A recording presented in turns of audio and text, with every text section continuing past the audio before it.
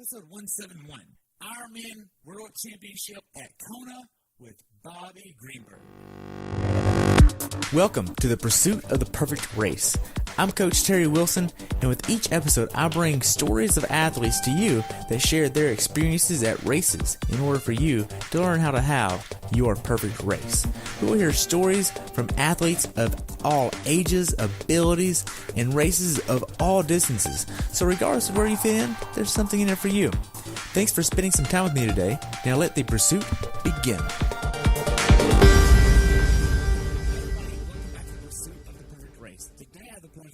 Bobbe Greenberg about her recent race at Ironman World Championships at KONA that took place on October 13th, 2018, where the temperature was 72 and rose to 82 or so, and the water temperature was in the 80s. Welcome back to the show, Bobbe. I look forward to hearing about your recent race at KONA. Thank you. So what was it like getting to KONA? I know this isn't your first time there, but It's still exciting to go back. Yes, it's exciting. My qualifying races were, a year before, so it gave me an entire year plus to just bask in the contemplation of returning to KONA. So that made it super fun. Wow. So where did you actually qualify at? Where did you get your coin for this race at?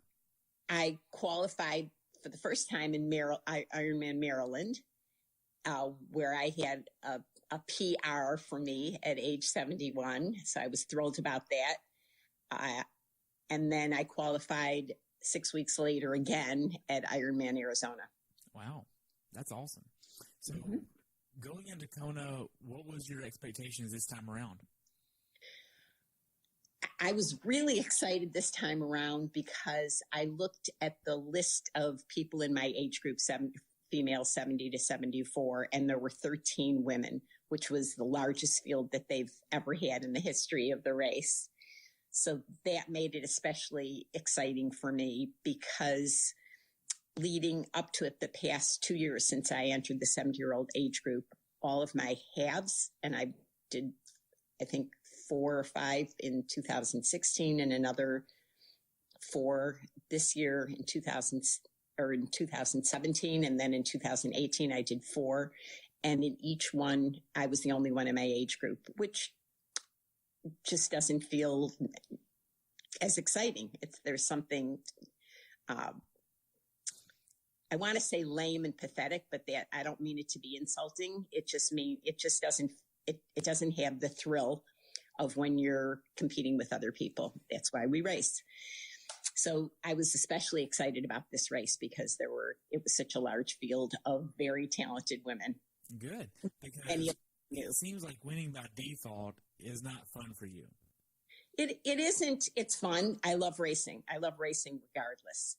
And I love, even after the race, my husband always, looks at statistics and will compare me to the men in my age group and the women in the age group under me. And he's always excited for that aspect as well. But, the reality is that I'm also last in the age group, and it wouldn't matter if I finish in 6 hours and 15 minutes or if I finish in 8 hours, I would still have the same results of being 1 out of 1.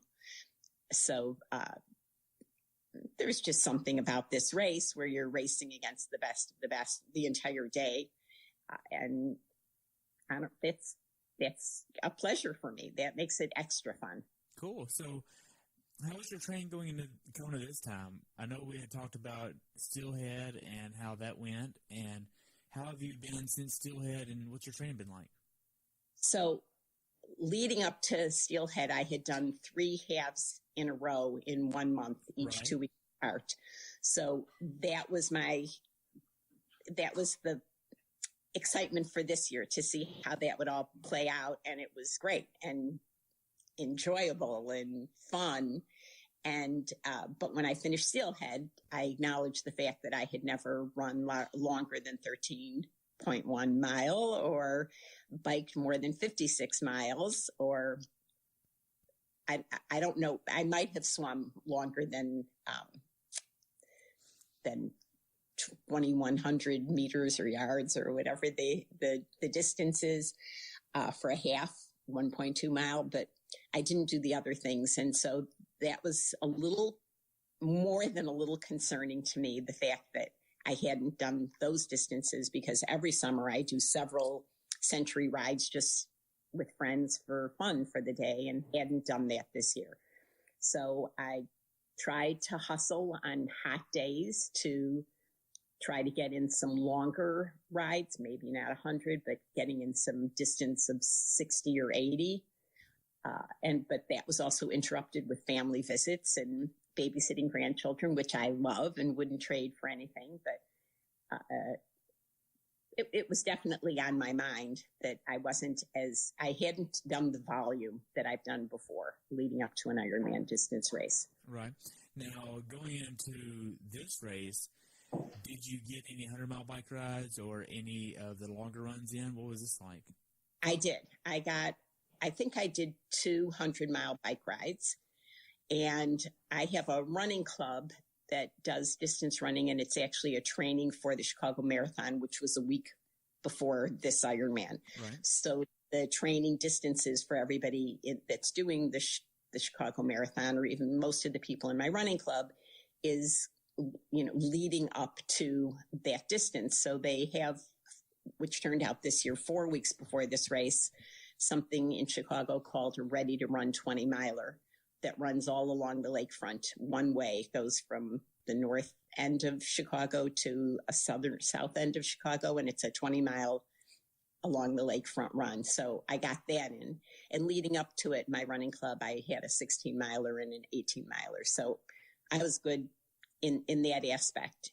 I was slow, but I got those long runs in. Good. So as far as getting injured or anything like that, did you have any pains in your training or anything that kept you from training? No. Really? I'm trying to think. I kind of put things out of my head. I had broken my fingers earlier in the summer, so my hand still isn't perfect. I broke 3 fingers, and it's not completely healed in that there's a stiffness to it when I'm, especially it's noted when I'm riding my bike, but nothing that, on a scale of 1 to 10, it's probably a 2 or a 3. So it's not something that really influences my training.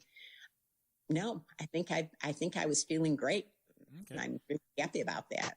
Now, being that you live in Chicago and it's been kind of cool up there in Chicago versus what it's going to be like in Kona, how are you trying to prepare your body to be in those kind of conditions? I don't really do heat training per se. We did do some indoor rides, and a friend of mine brought a heater that she put in front of her, but I did not fit near that heater. I don't like to be uncomfortable in my training, so I know that I could wear layers and do. I'm aware of all the things that people do to acclimate to heat, but I don't choose to do them for myself.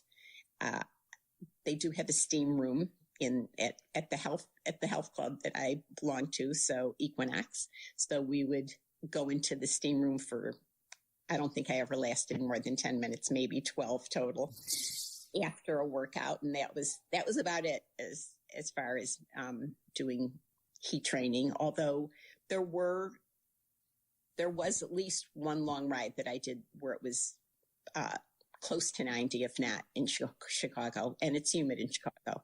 Right. So I'm pretty sure some of my long runs, actually it's been a really mild summer for our long runs, so it might have been in the high 80s for sure, but I never felt oppressed by the heat in the Chicago summer this year. Now, going into Kona this time, how are you preparing your nutrition with Infinite? I actually only use it for races. Perhaps I might have taken it on one training ride, but otherwise I use it just for races, and it did work for all my races, and I've used it for several years now for races, and it seems to work for me. So I don't necessarily train with it. I just train with things that people have given me or that seem to have found their way onto my nutrition shelves. My long runs are sponsored by Gatorade for the Chicago Area Runners Association, KARA. So they're a sponsor of this marathon training group. So that's what I do for the long runs. And then when I go on long rides, I just try to use coconut water, even with my Infinite, by the way. And I highly recommend that to anybody. Instead of plain water, I use Infinite, and I love the flavor of it. And I feel like I'm getting extra electrolytes as well. Okay. So to transition a little bit, we've already talked about your life, work, and balance in the previous episode about Steelhead. But going into this race, what was the most hours you trained in 1 week? I should have been prepared with that figure, but I'd say I for sure had some week, maybe 4 weeks before the race, where I had close to a 4-hour run and probably close to a 6-hour bike and several other 1-hour bikes and runs in that same week, and probably 3 swims that were an hour and a half or close to it. So whatever that total would be. Okay.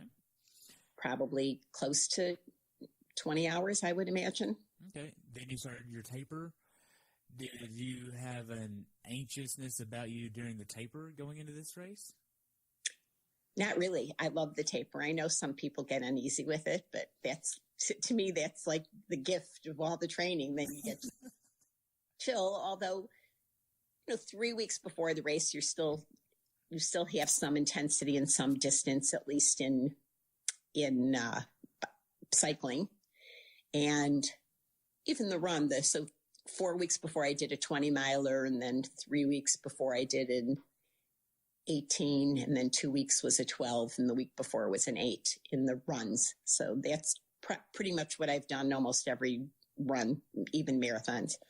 Okay. Now, as far as getting your bike and yourself to Kona and the logistics of it all, what does all this look like, and when did you start booking things?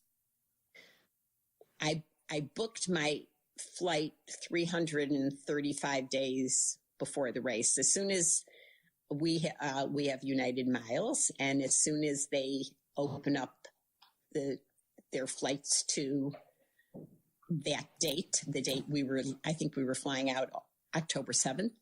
So as soon as that flight opened up, I booked the going one way, and then 10 days later booked the return flight, because I like to use miles and I like to go there when try and get a good flights. Okay. And was it just you that went?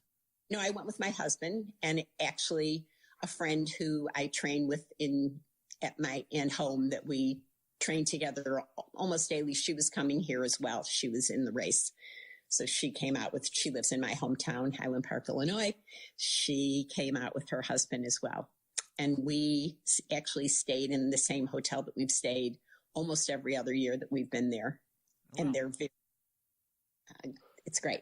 So what hotel is it that y'all stay at? It's the Royal KONA. It's kind of an iconic hotel that overlooks the swim start. It sticks out onto the ocean, and you're able to see it every time that you're at Digby Beach, going and returning. Wow. Mm-hmm. That sounds beautiful. It really does. It is. And we get an ocean view. So we actually have to keep the doors closed during the night because the ocean is so loud. So that we have a sliding door to a balcony that overlooks the ocean, but it's pretty intense, the noise. And I know some people are lulled to sleep with the sound of the ocean, but it's much louder than any of those sleep devices that I've ever heard. Wow. Love it. We love it. Now, as far as the cost of the hotel, what did this look like? How much was it? Yeah. I think it's around, so I think it isn't a luxury hotel. It's probably 4 stars or so. I think that their regular prices are probably maybe $150 to $200, but during this week, I think it was closer to $300 to maybe $400 a night, $350 to $400. I don't know. Wow.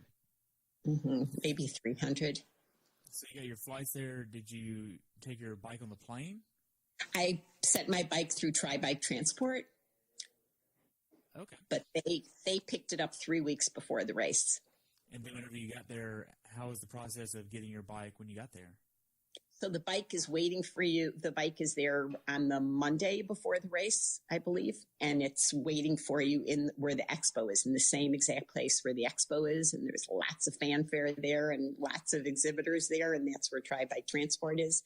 And we also took advantage this year, which I hadn't before, on their valet service, where they pick up your bike and your gear bags from the race for you at the end of the day. So usually that task is something that my husband does, but he was thrilled not to do it this year. And it was pretty nice at the end of the race not to have to think about any of that. Wow, that's pretty awesome. Now, yeah. As far as getting to your hotel and all that, did y'all get a rental car? We did. We rented that car a year in advance, and that was, I think it was under 300 for the 10 days, or that whatever we were there, 200 and something. We got a good rate because we do everything ahead of time. Well, that's good. Yes. So whenever y'all actually got to the airport at KONA and y'all got the rental car, got everything, and you actually got to the hotel, what was the first thing that y'all did after y'all got to the hotel, besides unpack a little bit? We didn't go to the hotel. Okay, even better. Correctly, because our flight was delayed by an hour and a half or 2 hours, which I thought was very kind of the airlines, although that's probably not where it comes from. But there was a flight.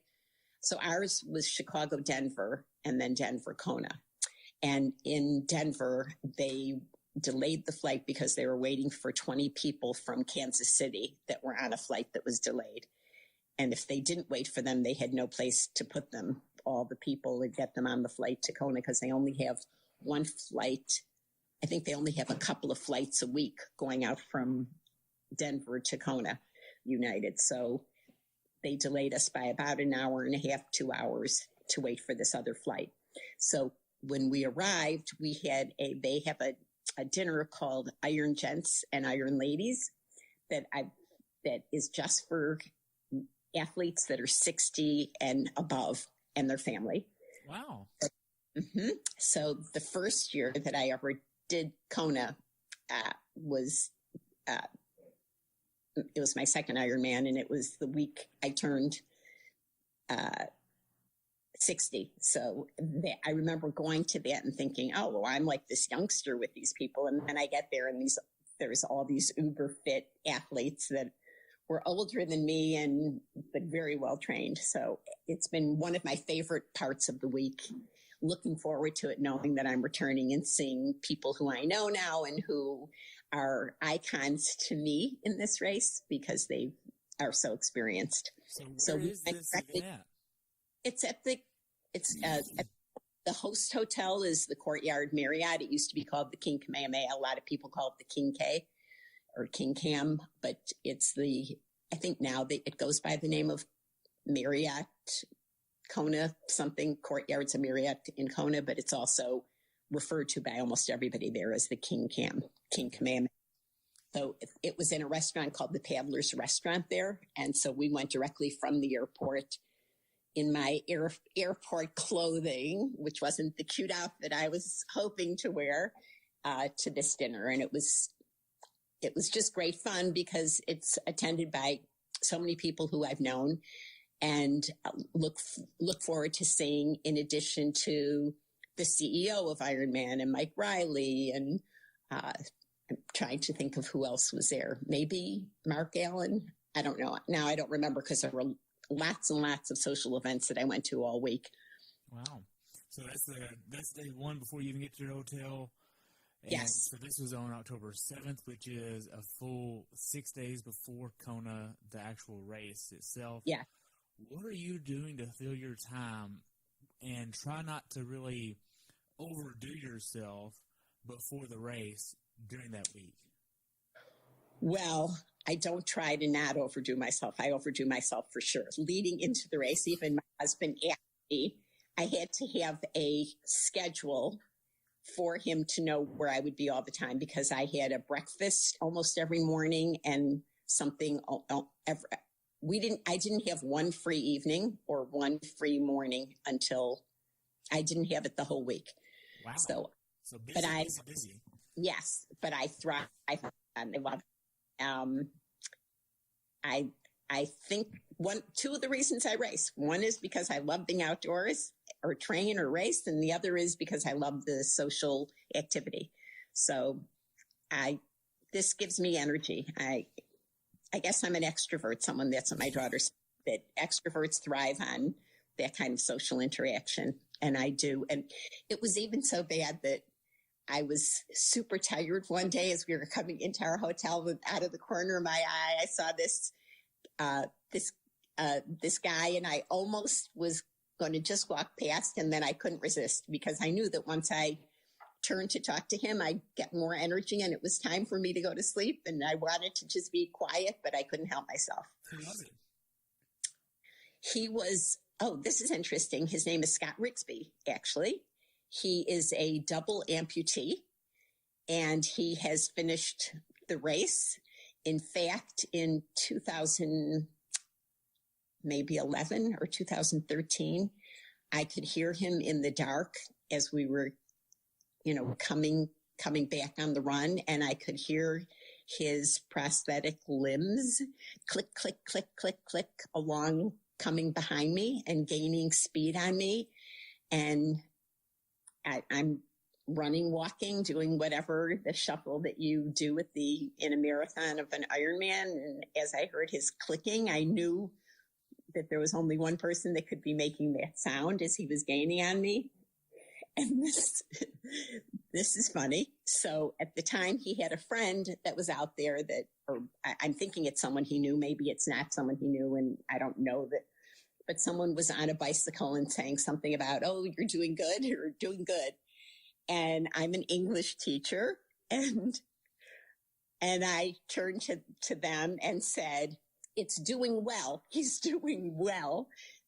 And Scott says that I said that a race is no time for poor grammar. I don't remember saying those words, but he remembers me in that way so much that the next year when I bumped into him, he was at the race. So the next time I was at KONA, he was like, "It's the English teacher. Oh, we have to take a picture." And he was sending it to his friend who I said that to, who had written a book. He was an author of a book, and he was like, "Oh, we have to send the picture. It's the English teacher." And so I've seen him now several times since that incident. And every time he sees me, he reminds me of my correcting not his, but his friend's grammar in the race and the doing good. I mean, everybody says doing good. And it's just you could be a good runner, use the adjective for runner because you run well. So. Wow. I know. I'm awful. Yeah. So as far as the week goes, what all are you doing? I know that you have a lot on your plate now. I mean, are you working out at all? I know there's a pool over there that everybody loves to go to. So I've never been to the pool. I did go to Digby Beach and do a swim, a 30-minute swim just to get out to the coffee boat. Again. Okay. I'm not familiar. I've never been to KONA. So okay. I've heard about this coffee boat. Tell me what it really is.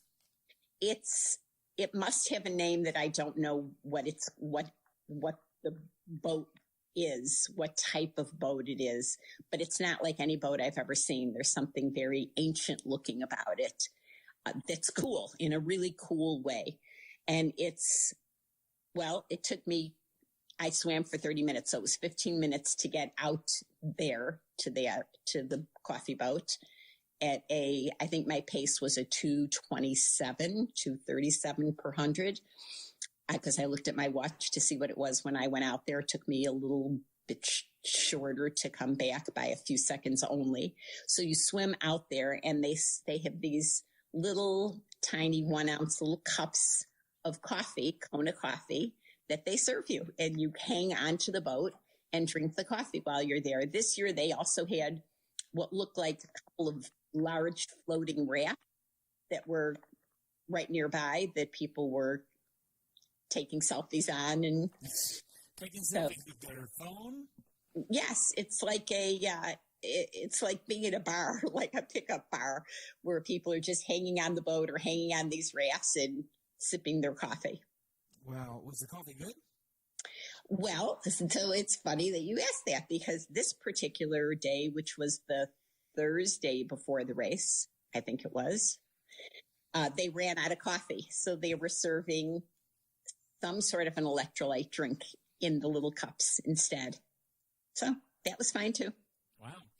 Mm-hmm. So whenever you actually get ready to check in, when is the check-in process, and what does that look like at KONA? What is this like? The bike check-in? Or just checking in general, getting all your stuff? So the first day that they opened registration was Tuesday, and we had arrived before that. So on Tuesday morning, I had another breakfast. Oh, so I had it was the All World Athlete Gold Breakfast, AWA. So everyone in KONA is AWA, or like 90% of the people who make it to KONA are AWA, but this is only for the gold. So I went to that breakfast, and at that breakfast they had, and that was at 7:30, they had Mark Allen, Dave Scott, and Paula Newby-Fraser as the spokespeople. And so that also was super fun to see them and hear them. And so we went to that breakfast, and that breakfast was over at 9. And I think that's when check-in was at registration opened at 9 as well. So I was among the first to check in, which is not usually my style. I'm always just a straggler, but I was already down in the same vicinity as check-in. We're right across the hotel is where the breakfast was. So, and then that area also is where everybody's hanging out at Digby Beach. So a lot of people are swimming there as well, although I didn't swim the whole week except that one time that I told you about. Wow. Now, as far as the check-in process at KONA versus at 70.3s and other Ironman events that you've done, what is this process like? Because this is the world championship of all events. This is what people dream about doing and checking in for this race. What was this like? It was really quick. There was no line at all. As fast as you could walk in and go through, it was pretty fast. And the people there have all been experienced, because you can't do this race without having had the experience of doing other previous races to qualify or to go there. So I think while they're very specific about making sure that you understand all that's involved, I think that they also understand that it's not your first rodeo. So it was pretty fast. And they had beautiful backpacks that are like the size of my carry-on luggage that they were giving. That was what they gave away, bright orange and beautiful graphics. And I think that everybody tried to, they give away a lot of things during the week. Every sponsor is giving away stuff. And I think everybody tried to outdo themselves because of the 40-year anniversary. And KONA did too. They gave a gorgeous beach towel and this beautiful bag. And so I was really happy to have that, because I never buy anything at the expo. So it was really nice that this is something that I would actually use and enjoy using. Wow. And in fact, I was thrilled because packing for the race, I don't check a bag. Even though I get a free check bag with my United, I only bring my carry-on, my rollaway, and a backpack. So I only have the two things, and I pare down everything. I know what I'll be doing almost every day and every night, and select everything ahead of time, and my backpack only has things that I need that are essential for my race, including my helmet. And then my carry-on rollaway has what I'll be wearing during the day. And I make every decision ahead of time. So there's nothing that I have to think about once I get to the race. And then when I got to the race and saw that they gave this tremendous backpack, I hadn't planned on that. What am I going to do? But we figured it out. My bag has the ability to get larger and become a check bag. So on the way home, that's what we did. And then I just used the bigger backpack for my smaller backpack. Wow. So as far as checking your bike in, what did all this look like? So the bike check-in is very intense. And it's a big deal. It's a big deal. It's a very big deal. And it's usually a very long process. But again, it wasn't this year.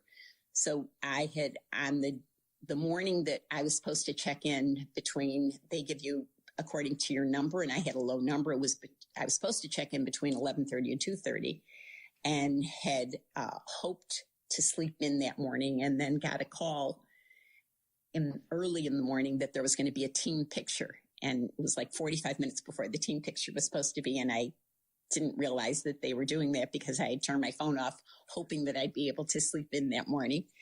And so I had to quickly get dressed and in my racing kit and try to make my hair and face look good for a photograph, and ran over to the hotel. So I didn't have time to bring my bike and gear.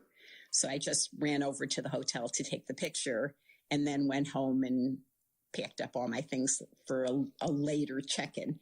And so it seems like these type A athletes all try and come in early and get things done early. And so by the time I was coming in for check-in, there was no line at all for the bike check-in. So because they actually have it queued up to, much like in an airline security, of lines of people, but I didn't need to do that. But they do, when you bring in your bike, you walk through and there's dozens and dozens of people with clipboards that are writing down what wheels you have, what saddle you have, what your bike looks like, what all of that information. So you become a real number. Yes. Wow. Now, so, and then someone is assigned to you as soon as you've gone through that. They take a photograph of your bike, and then someone is assigned to you that walks you through the entire process. So walks you through, shows you where to put your run bag, shows you where to put your bike bag, shows you where the shower is when you exit the swim, show you where you're going to rack your bike.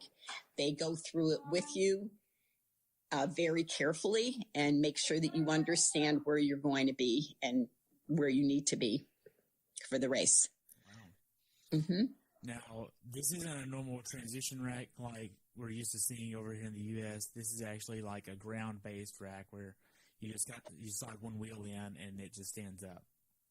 It's on it. So it's on a pier. It's large. It's really large, and you have to run around. Everyone has to run around the entire pier, no matter where your bike is racked. So you could be racked right where the pros are. They still have to come in and exit and run around the whole pier before they're able to go to their bike to exit, and the same thing when they do the run. So everybody has a long way to go with both transitions.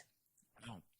Now, whenever you checked in, did they do a fingerprint or anything like that, like they did at the 70.3 World Championships? No fingerprint. They do take a picture of your bike. I don't recall asking for an ID or anything like that. You already have your wristband on. They do check that, but that's, as far as I know, that's all they do in the check-in. If I want to remember the fact that I saw Daniela Ruth at the check-in, and we took a selfie together, and that was so much fun for me because I felt like that was such a good vibe for me that I saw her before the race, and then we hung out together after the race. So that was cool too. Wow, y'all both win your divisions. I know. Two world champions. Yeah. We're like twins. Yeah. Now, whenever you actually get ready to go to sleep the night before, what is your nutrition plan like before you actually go to bed? Do you have a certain meal you want to get in? Did you have a certain restaurant you might want to go to? Because I know there's all these Lava Javas, there's all these restaurants you can go to. Oh. Yep. What was your nutrition plan the day before the race? I hit Lava Java in the morning for breakfast and had their large stack of pancakes with macadamia nuts and bananas and coconut syrup that was delicious, and bacon, a side of bacon. So that was my breakfast. For lunch, I don't recall right now. Maybe it'll come to me. I know that I had, at the night before at the welcome dinner, they had those Hawaiian rolls, the same kind of Hawaiian rolls that we get in the States. You can get them at Costco. And I took a few of those back to the room to have with Justin's almond butter and Justin's cashew butter that they were giving away at the race. So I know for sure midday I had a couple of nut butter sliders on the Hawaiian rolls. I took, I think, 8 of them at the race and ate all of them, and then took these 2 back to the hotel room in addition. And then that evening we have a friend who, he's actually, I think, the vice president of USAT, or he's something on the executive board of USAT. Mike Ween, he's a very good friend of ours. He races there often. He didn't race this year because he broke his pelvis on a run. But he and his wife go there and they volunteer. So his wife has volunteered there now for at least 10 years that I know of. But I saw them both at registration. They were both at body marking in the morning. He was there at the end when I crossed the finish line. They're wonderful supporters of the race, and he's also a racer, many time KONA finisher. But they have a beautiful house in the mountains or hills, I don't know what you call it, about a 10-minute ride from our hotel that overlooks the ocean. And he had a dinner with several other athletes and his wife is a fabulous cook. Wow. Now, as far as the bigger events, I mean, I'm sorry. You asked about the nutrition, so this is amusing. So this year, and I think last year, but this year for sure, I worked on not having fiber for 2 days before any of my races, or limiting the fiber before my races. And so when he invited us and he said, "Do you have any special needs?" And I was like, "No, whatever, but I'm going to bring, I'm trying to do low fiber, just so that you know." And his wife was making couscous and some beautiful roasted vegetables, but she had salmon as the entree. And I said, "Oh, well, that'll be a great protein." And so when I walked in with this little tub of microwavable white rice. And I said, and I'm so embarrassed because I have a huge appetite and I love to eat. And I always laugh at people that restrict themselves and don't get the pleasure of eating anything they want. But now I'm that person, at least for the 2 days before the race. So when I walked in, he started laughing because one of the people there that was in the race, he wasn't eating at all. He had already eaten.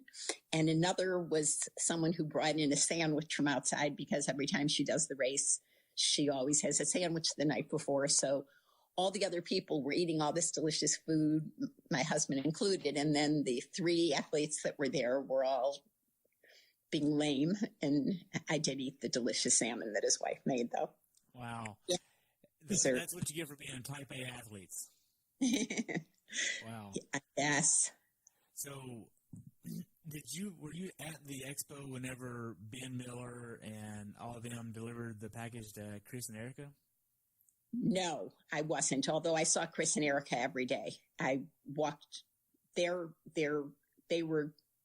So our hotel was a little past the expo and they were right across from the expo. So as I walked, anytime that I was going to the Transition or Digby Beach or the host hotel, I would have to walk by where they were. So I saw Chris and Erica several times every single day. But I didn't see when they actually delivered that present.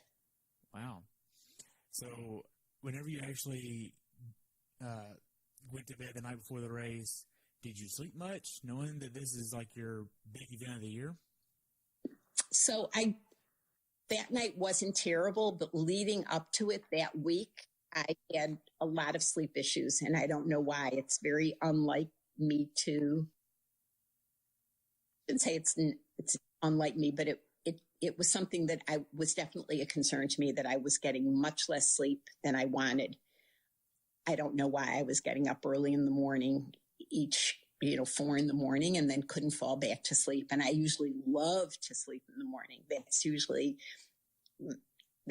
one of my favorite times, is when I wake up and see I can just stay in bed or sleep later. And that wasn't happening this week. So much so that I felt this wave of exhaustion several days where I just thought I have to get to sleep, and then couldn't fall asleep or can't fall asleep. And which is why I didn't want to stop to say hello, because I knew that would energize me. That's what I referred to before. Yeah. So I was hoping to nap the day before, because I thought I probably won't fall asleep that night after the dinner. maybe I'll nap, but I wasn't able to. I did try to nap and just lie awake and in the bed and couldn't sleep. But as I came home after this dinner where I was super tired, I didn't have too much trouble falling asleep. I got up earlier than I wanted, but I probably got 6 hours of sleep, which I was thrilled with. I went to bed maybe at 10 and got up at 4, but didn't really intend to get up until 5. So I was happy at least that I got that much sleep. But I did think going into the race, this might be the thing that brings me down, is my lack of sleep. Right. But it didn't. Right, it didn't. Now, whenever you actually get ready to get up on race morning, what time is your what time is your alarm set for? So I think my friend that I mentioned earlier from home was staying in our hotel, and she said she'll just come by my room at 5:30. So I think I set my alarm for 5, because the only thing I want to do is put on sunscreen and put on my race kit, and that's pretty much it. I prepare a bottle of Infinite to an hour and a half worth of Infinite in a bottle that I sip on, and that's my breakfast. So it has, 450 calories, something like that in it. And I just drink my breakfast, which is the same as what I'm going to be drinking all day and night. Right. Now, you get to your bike in transition. I'm pretty sure at this point of the race, you could probably cut the tension with a knife, because everybody is on edge, because this is KONA. Yes. I don't feel that vibe at all. I get energized as we walk. Our hotel was maybe 0.7 of a mile from the race start. So my husband and I walked down there with my friend who was staying in our hotel, and we were each and every day. I said, I'm going to time it so that I actually know how long it takes. And I must have made that walk minimum of 15 times that week, 18 times. And every time I'd say I'm going to time it, and then every time I forget to. But it didn't really matter, because the age group women didn't go off until 7:20, where the men's pro race started at 6:30. So I felt like we had an extra hour anyway, whatever time we got to transition. So we just walked down there, and what was I going to say about, the tension. So I get energized. I'm seeing all these people, and I think it's so much fun. I saw my friend at another parking, and that was fun. Got a hug from a teammate, and I had another friend from home that has been a good friend of mine for a long time. That was a first timer here. Really? And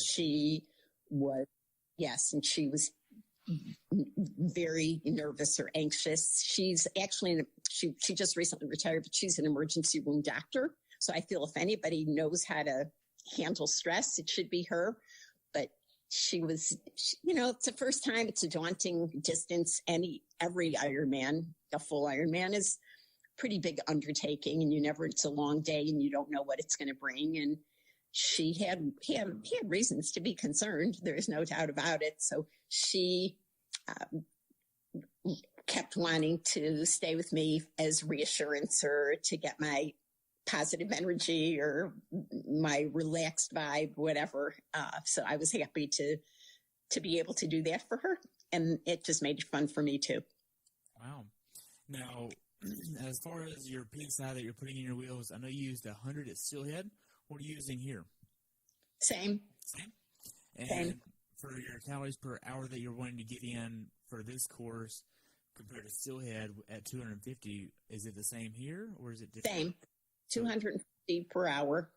Plus maybe, I had some extra little gummy cubes of Cliff was giving out sleeves of Cliff shots, Cliff blocks. So I put a couple of those in. I maybe took, a few of those during the race just to change the palate. Gotcha. So after you get done in transition, before you can get in the water, what are you doing besides just hanging out, burning time? Socializing, hugging people, seeking out people. I love it. It just, it's that makes it fun for me. Wow. So seeing people that I know giving hugs, smiling big. My face hurts, actually. That's how much I'm smiling. Well, I know. I'm ridiculous. I'm ashamed to admit that I even know how ridiculous I am, and I can't help myself. Wow. So whenever you actually get in the water, so this is a mass start. So yes, that's obvious. I think that's a pretty obvious statement here. And then the pro men, pro women, then the age groupers. Do they separate age groupers, female as well? Yeah. So by a lot. The age group, the pro men, I think started at 6:30, 6:35, and the pro women might have only been 5 minutes behind them. Maybe it was 15. I'm not 10. I think it was 10. Okay, so there's only 50 or so men, 60 men. I don't know how many are in the pro group, but a big cannon goes off each time. So they went off, and we were just standing in transition at that point. And then the women, they went off, and then we see the men, the age group men, which is a large field, entering the water. And it was taking them a long time to enter the water. So we watched them go in, and they don't let the women in yet. And you can, everyone has their colored caps on. And so pretty much after the men went off, that's when they let all the women in. And it takes, it took almost the 15 minutes between them for everybody to get in the water, I think. It for sure took the men a long time. The women's field was, smaller. Right. But then you have to swim a few hundred yards to get to where the start is. So you're treading water I was probably treading water for close to 10 minutes. Wow. I would imagine 8 minutes. But I didn't want to start too far back, and I didn't know how long it was going to take me to actually get to the start from the time I got in the water. Right. Now, this water is really clear, right? Yes. So you can almost see the bottom, right? Well, I think it gets to 90 feet deep, someone said, in the, when you're out at the turnaround, that there's places where it's 90 feet deep. So I doubt that you can see to the bottom, but you're seeing fish, I've seen big sea turtle in previous years. I've seen dolphins or porpoise jumping out of the water next to us other years. This year I did see schools of fish that are beautiful.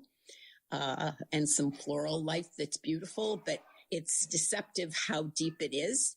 It looks like you could reach out and touch them, but they're nowhere near you. Wow. Mm-hmm. It's really beautiful. Wow. So what was it like whenever the cannon went off for your division on this race? This is the cannon that is really heard around the world because people are watching this all over the world. Yeah, it's pretty exciting. There's helicopters overhead as well. So there's all this fanfare. When you see the helicopters, there's something about like, wow. And then when the cannon goes off, so then you just become horizontal, and I never felt like people kicking me or that close to me. It thins out pretty quickly. And I was just really, really happy that I could see people around me for the entire swim. That was bringing me a lot of joy, that I wasn't so far, because I have done the race where I'm so far back, I'm getting a private escort in, and that didn't happen this time. So I love that I was in the midst of things, even though I, probably was way back. But right. Now, whenever you actually think of getting hit, kicked, and all of this, coupled with getting stung by jellyfish, trying to prevent that, what was this like? I wasn't aware of any jellyfish, although I know Daniela was stung by one, and I had heard of it earlier in the week from someone. But I do not waste a lot of energy worrying about things that I have no control over. I'm just trying to do my own thing, and I'm happy when I can see other people around me without stretching my neck too far to look to the sides or in front of me to see people. So I just kept moving forward. Good. Now, is there anything notable about this swim that you want to mention? It's a beautiful swim. The water temperature is whatever perfect is. That's what the water temperature is, and sighting isn't too hard. The buoys are close enough, or there's people around you so it makes it not such a stretch to sight. When you get to the turnaround, it's just one way. You until you turn around. So the halfway mark, there's two boats that are large boats that are yachts almost that are in the water. And so when you get there, you know that you're halfway across. And I allowed myself to look at my watch at the halfway mark after I passed the second boat to get an idea of where I was. And then you just swim back. And I just kept following other pink caps. Okay. Now, whenever you get done with the swim, the notable stairs here, you get out of the water, up the stairs, and then you take a left to go in the showers and into the changing tent before you make your long journey to your bike here. How was all this for you? What was your experience on this? Hey, everybody. I just want to say thank you for listening to the podcast, and I just want to let you know that I've enjoyed having so many people on this show, and I couldn't really do it without your support. Thank you so much for tuning in, listening, and being a part of what I'm doing. If you would, take a few moments to leave me a review over on iTunes. It would help me out tremendously, and enjoy the show. Okay. Now, whenever you get done with the swim, the notable stairs here, you get out of the water, up the stairs, and then you take a left to go in the showers and into the changing tent before you make your long journey to your bike here. How was all this for you? What was your experience on this? So the first year that I did it, I took a legit shower. I didn't have soap with me, but I was thinking, I'm supposed to get all the crevices and make sure that I'm completely clean. And then when I saw what the pros did, when I saw the broadcast, I was like, oh, you're that's not how you're supposed to do it. So this year I just did a quick spray on my face and kind of took a drink from that water at the same time, because the salt water isn't my favorite taste. And then as you're running, someone's calling out your number, or you call out your number and someone grabs your bag and hands you your bag as you go into the tent. So my transition was pretty decent. I don't remember anything significant about it. Transition one, just getting in, taking off your swim skin, handing my cap and goggle. And I remember, I asked her if people were putting on their shoes or carrying their shoes, because it is this long run. 90% of it is carpeted, but I was wondering about running in my bike shoes versus running and carrying my shoes. But because it's easier to put my shoes on while I'm seated, I went with the decision to put my socks and shoes on and then just run to my bike. The only thing that I did different this year, which maybe was a mistake, was that I put on cycling gloves, which I've never done before. But because of my broken fingers, my broken hand, I thought I don't want to take a risk, because my grip isn't great, about having my hands slip if they're sweaty. So I probably was the only, I'm pretty sure maybe one other person in the race was wearing them, but I did put it on just because of my broken hand. Wow. So whenever you actually got on the bike ride, this is a course that is known to be very tough. It's known to be very hard in multiple different ways, because you have roughly about 6,000 feet of gain here, and then it's an out and back along the oceanfront view of the wind, and it's known to have some rain in it as well. How are you preparing for this mentally? I'm prepared that it's going to be a long, hard day. Biking is not my strength. And I was just, prepared to grit it out. It happened to be the most ideal conditions that they've probably ever had in the race, but for sure that I've ever experienced by far. The air temperature felt great. I felt like there was a tailwind much of the time. I know that my headspace goes into a place of all positive, so I'm not the most credible, but in this particular race, it did feel the climb up to Hawaii. So the first half of the race, a lot of it is this gentle climb where it's like a false flat that it doesn't look like you're really on an incline and you're working hard and not going very fast. But I know that I was well within the time that I would need to make the cutoff. So I did lose a little focus on at maybe mile 35, 40, 50, but at that time where it just seemed long and slow, I tried to see if, I just thought of this that made me super happy. When I went on my bike, there were lots of others. So you're racked with the other people in your age group. My age group was started at number 181. That was my bib number, and went to 192 or 193. And I saw that when I got to my bike, I was expecting that my bike would be the only one there, and it wasn't at all. There was only a couple of bikes that were missing, and it looked like a full rack. And that just, I couldn't believe it. I was in such shock about to see that, and delighted. So I started the bike feeling, pretty good that I wasn't as what I was expecting to be. But then at one point I saw someone in my age group pass me up who I expected to. And so I just kept trying to go and hope that not too many other people were going to pass me. And in this race, most of the people in the field are way, way ahead of where I expect to be, or people in my age group are.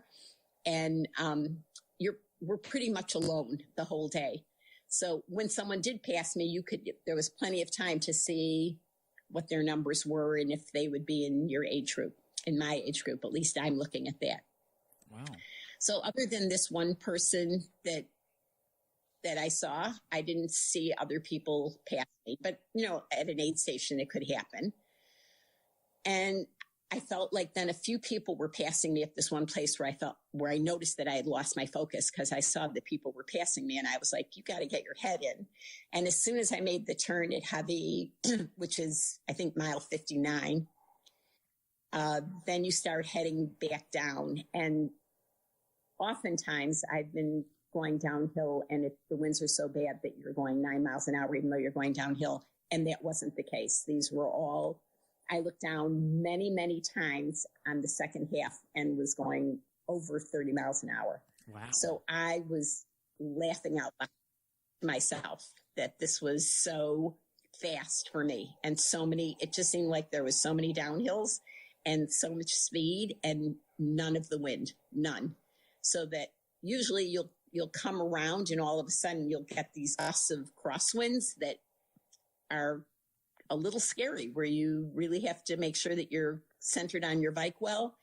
And none of that ever happened the whole day. It was incredible. So while I was in that space, I was like, I don't know, maybe I'm just imagining this, but I am loving this ride, and was really giggling to myself at how lucky I was and what a good fortune it was for us to be in that race like that. Wow. It was wonderful. So going into this race, were you trying to hit a certain cadence, power number, or heart rate number? Because this is a little bit different than most races, because heart rate is going to be a lot more variable. Power on something that has 6,000 feet of climbing is going to be harder to maintain a normalized power. But are you wanting to hit anything like that? So my bike has a power meter on it, but I don't train with power. And I don't train with data per se, although I do wear a heart rate monitor, and but I do like to use cadence, or I have used cadence in the past. But on race day, the cadence and power were not showing. So I couldn't use that and just went by perceived exertion, which really works for me well anyway. So the only thing that I did pay attention to, and that I do pay attention to, is my miles per hour, to make sure that I'm within the limits of what I need to make a cutoff. So that's something that I pay attention to, and I was fine with that. Okay. Now, whenever you actually started getting to the special needs on the bike ride, did you put anything in special needs? Yeah, I put in another bottle of Infinite. So on my bike, I keep refilling I have a front hydration horizontal system that I keep refilling with water. And then I have one bottle on my bike that has 3 hours of Infinite, 3.5 hours of Infinite. And then I replenish that at special needs with a with another bottle of Infinite, so that I'm getting all my calories. That's about, what, 820-something calories or thereabout? 250 times 3.5, whatever that is. Yeah, so 800 in each bottle. Whatever. So the aid stations here, did you have enough time to get what you needed and get out of there before it was crowded, or did you have enough time? They're never crowded. When I'm there, there's no one really. There's, someone there were points in the race when I was returning where it's just one way. So you can't get lost. You're on this big highway. And yet I was thinking, am I still in the race? Like, am I going the right way? That's how there were times when I could see no one in front of me. And actually, I was surprised at the turnaround that there were no people coming up the hill, or not too many people coming up the hill, because I didn't have that slow of a bike. But this year, I think it was this year for the first time, they had cutoffs at points leading into the race for people, cutoff points at different points, even before the halfway mark. So on the return, when you're coming back and not seeing people, it's because maybe those people were moved, although I believe that they said that the finish rate was 94%, which is one of the highest that they ever think that they've had about people completing the race. So, wow, that's a lot better than Louisville, which took place the next day. Now, I know. I know. So paint the picture of what it's actually like to ride this bike course. I've never ridden the course. You've done it many times. Describe what it's like to ride on this highway. Normally, it's very, very hot and windy and humid and oppressive and probably not pleasurable, although the roads are pristine. They're the most perfect roads for the entire 112 miles. I think maybe there's maybe 2 cracks in the whole time that are even marked. That's how perfectly paved the roads are. Of course, they don't have harsh winters. But it's not fun. It's because the scenery doesn't change. Although you're riding along an ocean, it's these lava fields that are, black rock. And then there's these dry straw colored flora, so that looks kind of like hay, so it's not like green and dense and mountains that are beautiful. It's pretty harsh looking in that it's so simple, so it doesn't change that much while you're riding on it. But this year, especially after I turned around and was returning, it was glorious because the temperature just felt ideal. When you're on a bike, even when it's hot, when you're on a bike, it's never quite as oppressive. So it was overcast a part of the day, which made it ideal. It wasn't windy at all. The air temperature seemed almost comfortable. So I'd say it was pretty much a great race for the bike. Good. So what's it like getting into Hy-Vee to turn around? It's fun as you're riding out because you're seeing the pros coming the other way. It probably, I was maybe at mile 40 when I started seeing the lead pros coming. So you see the motorcycles and the motor cars and all the fanfare associated with those in the lead. And then you see a tight group of cyclists that are probably following the distance they have to be, but they look like they're in a tight group. And then you see the women. So all of that becomes super fun. I'm sure. What was the question going up to it? I'm sorry. What was it like at the turnaround? Yeah. So then you get to the turnaround. It's just a U-turn there. And there are people there. You haven't seen people the whole way because the roads are closed. So it's not like spectators are there either, but they are in this little town when you get to the turnaround. So there was, quite a few spectators, but nothing huge like in other races, because whomever has been out there spectating is already somewhere else looking for their athletes. When I'm coming in, there's only a few hundred of us left on the course, I believe, or close to that. So it's a small group of spectators that are at Hy-Vee, and then you turn around, and right after you make the turn is when you pick up your special needs. and it's in a clear bag, and the only thing in the clear bag was my bottle. And they call your number as you make the turnaround ahead so that the person's waiting. And I saw that he was holding the clear plastic bag to hand me on my bike. And all I wanted was the bottle. So I started screaming out, just the bottle, take. I saw he didn't understand. I was like, take the bottle out of the bag. And so he did and just handed me. It was an easy handoff. And I threw out my other bottle as I was approaching him and just replaced it with a new one. And that was it. I never put my foot down for 7 hours once I got on my bike. And I never had to go to the bathroom either. I know that that's always a question that people have, and I was taking a full bottle of water at every aid station and never had to ever go to the bathroom. Wow. 7 hours. Yep.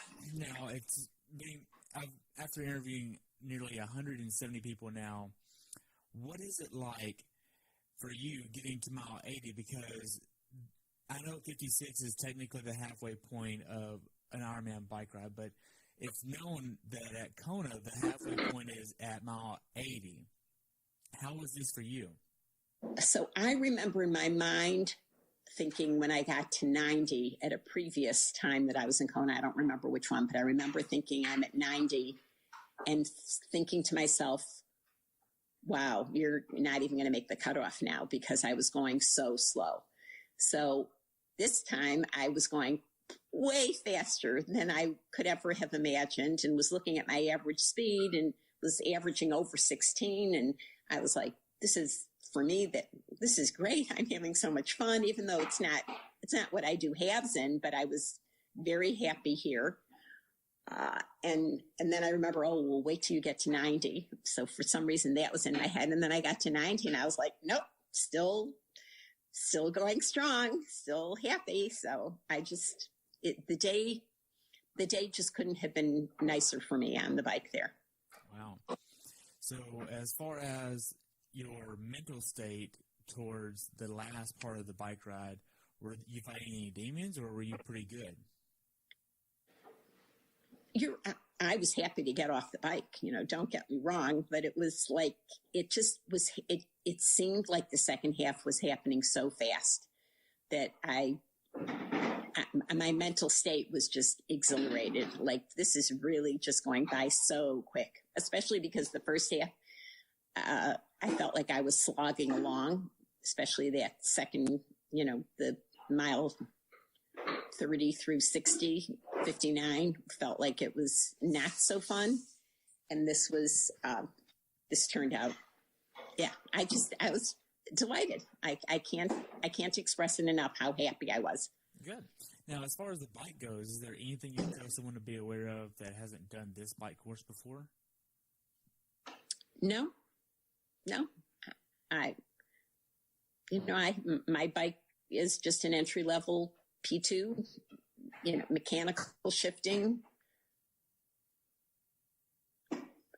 No, everything was working. Everything was working well, and I was very happy with it. I did use ice friction chain.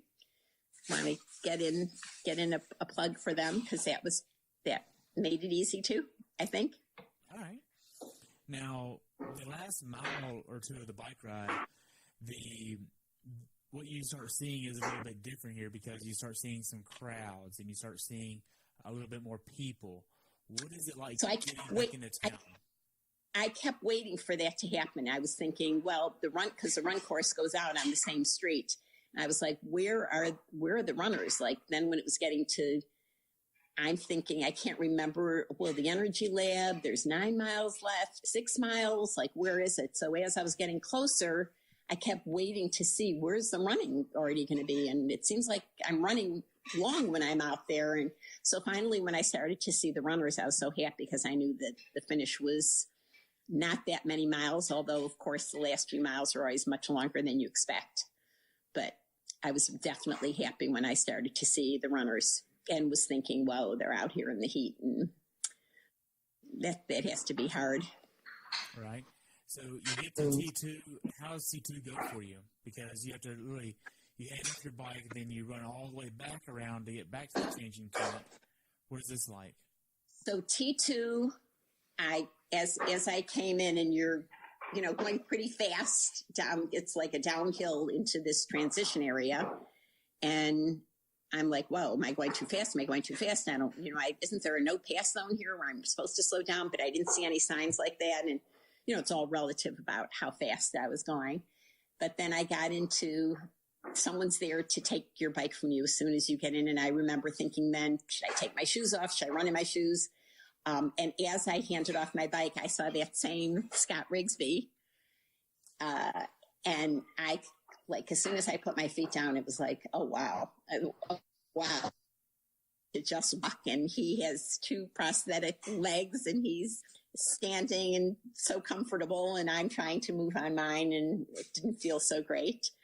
But he says, okay, now you got to run. And it was like, yeah, that would be nice if I could run right now. So my first, probably 100 steps were at a very slow, I hope I can walk pace. And then as I was walking by the volunteers are amazing and encouraging you the whole time. And there's so many of them. And they kept saying, you're doing great. You're doing great. And then I said to a woman, were most of the people running, wearing their shoes? Because a lot of people just take them off and leave them on their pedals. My pedals are so loose that I can't keep my shoes on there. They would just fall off from gravity.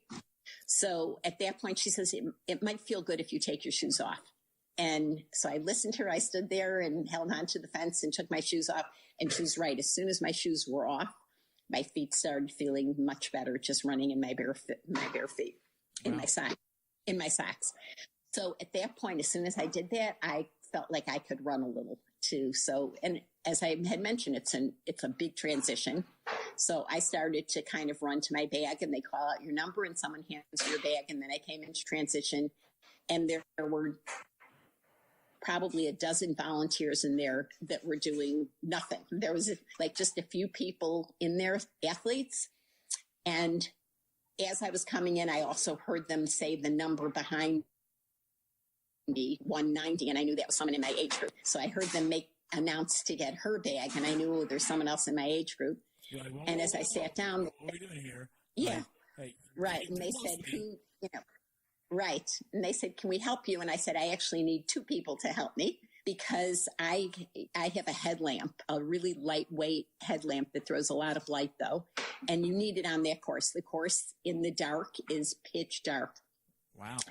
And so the night before when I was loading up the day before when I was loading up my gear bag and putting the batteries in, it has a little lock mechanism.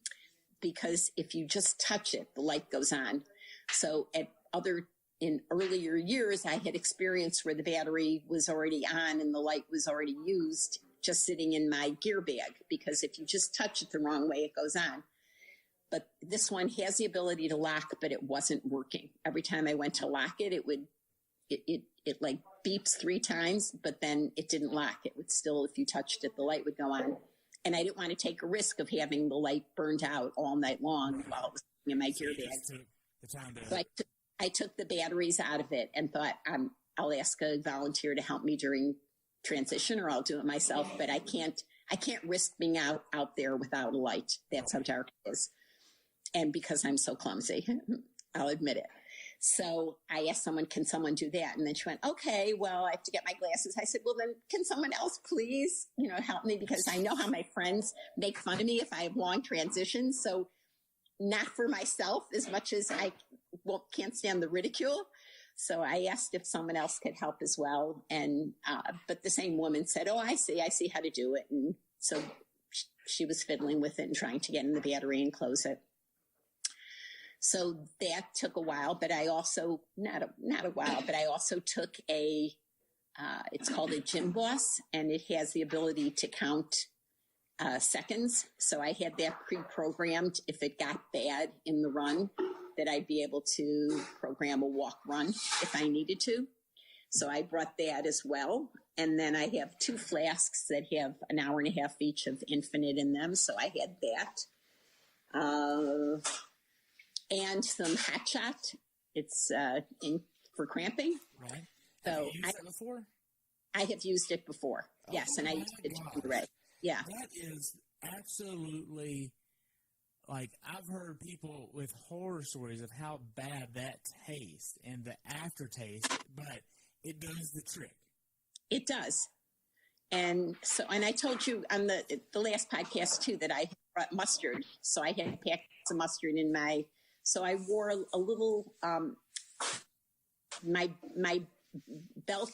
bib belt holder, also race belt, also has a little expandable fanny pack. And so in that I had the shot and mustard packets and some base salt. I use base salt as well, along with Tums and Pepto-Bismol. So I have that arsenal in there ahead of time. And then the other things I was sticking in all my pockets, and my race gear made by Own Way Apparel had 1, 2, 3, 4 nice pockets in the shorts, and then another 2 pockets in my race top. So I had lots of places to stash stuff, but I actually carried my the little headlamp in my hand the entire race because I didn't want it to trigger and go on and then not have enough battery life for the race. Wow. So whenever you actually begin your run, what was the atmosphere like around you? Because by this point, some of the pros had already finished and you're about to start your run and you have a full marathon to run here. What was the atmosphere, the excitement, the crowds like? Paint a picture of what it looks like. So coming out of the transition, there's a long chute, very long chute. And I'm running and I'm like, wait, so I'm wearing a watch that has the ability to do multitask. Multi-sport. So you just click a button on the Garmin and then it goes into transition and then you press it again and it starts the run. And I didn't know when the transition really ended. I was looking for a timing mat or something to let me know that the marathon began officially, but I didn't know where that was. And finally I was on the street. And so I just started it at that point. So that was the first thing I was thinking of. But along this long chute is, lined with people that are all encouraging and cheering you on. And as I turned the corner to start up the street, I saw Chris McDonald, our coach of our team, or the big sexy himself. And I was told at that time that I was in second place and the third was right behind me. And so it was like, okay, because I knew and I had heard that 190 anyway, so I knew that she was there. So I started breathing down my neck. So I just started running and felt good and was actually shocked to hear that and thought they made a mistake because someone said the person who was in the lead, they told me her name, and it wasn't the name of the woman who I know passed me on the bike who had won the year that I came last time in 2016. So, and I knew that she was a better athlete than me. So it was like, how could that be? And I knew the other woman had won her age group in the age group under me. So in my mind, those two women, the one that won my age group and the one that was in the age group under me, were both ahead of me. And so I thought that they were mistaken and that I had the most I could be was in third place. But that was nice to know too, because I came into this race. I looked at the field of 13 and I looked and I saw 7 objectively had better times than me in KONA. And so I felt like if I came in 7th or 8th, I'd be very happy because just looking at the numbers objectively, that's where I thought that I would fit in. And I could see 5 that probably were slower than me. But anyway, they told me I was second and third was right there. And I thought, okay, well, whatever. And then as I started running, when I got to mile maybe 1.5, I saw the woman who was in the lead in my age group returning. And I think she's at mile then 5 or 6. So, and I saw that I saw her bib number and I saw that she was the one that was in the lead. And I knew that she was in the lead by a lot if she was already, that many miles ahead of me. And so that was just, I was like, great. I'm not even going to try and catch up because she's so much in the lead. And I later found out that she was 29 minutes ahead of me. Wow. That she was 15 minutes ahead of me in the swim and then another 15 minutes ahead of me in the bike. So, or close to that. Her transition might have been different. Somehow it was 29 minutes, the entire race, that she was ahead. And that kind of relaxed me. It was like, okay, that's not even something I'm trying to get. She's ahead of me by that much. I can't make up that time. I'm just going to hope that not too many people pass me. So I started the run. I felt really good. There's a place where it's this iconic place that every picture that they on the run that they get, where the ocean's in the background, there's the big palm tree, and that seems to be the money shot. And I had seen the photographer the day before, and so when I saw her on the course, I was like, hi. And my friends always make fun of me that when I'm on the course, I must just spend my whole time looking for the photographers, because I'm always waving or high-fiving or giving a thumbs up instead of gritting and looking like I'm really in a race. And so I saw her, and it was like, oh, so now I know where I am. It's like mile 4 or something. Anyway, then you make the turnaround on a Leahy Drive, and then you start going the other way, and you can see the other people. And so then I saw other people in my age group and could see where they were. Right. And so I just kept doing my thing. And then you come down from this turnaround on a Leahy. And now I'm not sure, because they changed the course this year. So I don't know if it's mile 5 or 6 or something. And then you make this turn on to Palani that's an uphill. And I thought, I'm just going to walk this. There's no point in trying to run up this hill. It's just going to take more energy, and it's probably good to just stretch out my legs. And there's plenty of marathon ahead of me for the day where I can get running in. And at that point is when I saw our teammates. I saw Chris and Erica and Ben and Lisa Miller, and I think the Ramirez's were there. And so that was like super fun, giving them all hugs and high fives and running by them, walking by them. And then you make the turn onto this Queen K and start the run. And one of the things that I did make a mental note of was it gets dark there at 6:00, and made a mental note that, wow, it's still not even dark yet, that I'm like earlier than I usually am in the race, because I'm used to, by the time I'm getting up that hill, the sun is setting. And it was like, wow, I still have plenty of sunlight ahead of me, or enough that it was notable in my mind. Wow. Whenever you actually get to the special needs on the run, did you put anything in there? No. No special needs on the run. In the first couple of years, I would put a long sleeve shirt in, thinking that when it gets dark, I'll get cold, but that's never happened. And I run all winter in Chicago, so issue with that. No special needs for me. No. Okay. Now, whenever you actually start getting towards the middle portion of the run, miles 15 through, say, 20, are you experiencing any cramping, GI issues, distress, or is any overarching fatigue? So at mile 9, I had to go to the bathroom. And now I have not used the bathroom for any purpose up until this time, since 6. And I don't go to, not that I know that, I don't even go to the bathroom in the morning. So it's like, I haven't used the bathroom. And at mile 9, the lady that was behind me, she came alongside, and I started running with her and trying to stay with her. And I had to go to the bathroom. I really had to go to the bathroom. And at that time I was cramping as well. And I thought, you know what? I'm going to let her, she has to do her race. I'm going to do my race. And this is not good for me to try and stay with her. And I have to go to the bathroom. So I said to her at that point, go ahead, have a great race. It's so nice to meet you, because we were talking, she was from Canada, and, so it's nice to meet people and chat with them for me. And I wished her well, and she went on, and then I continued on. So I was cramping at that point. I took half of my hot shot, and I thought I'm going to try and save some if I need it again.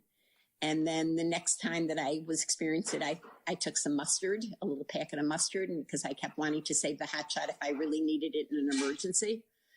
And so I just kept, doing my thing. And then at just running my own race. And then it becomes pitch dark. And at each aid station, I would take water, Gatorade, cola, Red Bull, not too much solid foods. At one point, I tried pretzels, but I didn't really like that. An orange slice. So I continued on, and then you go into the energy lab, and in the energy lab, and it was raining. It was raining a lot at this point. Yeah.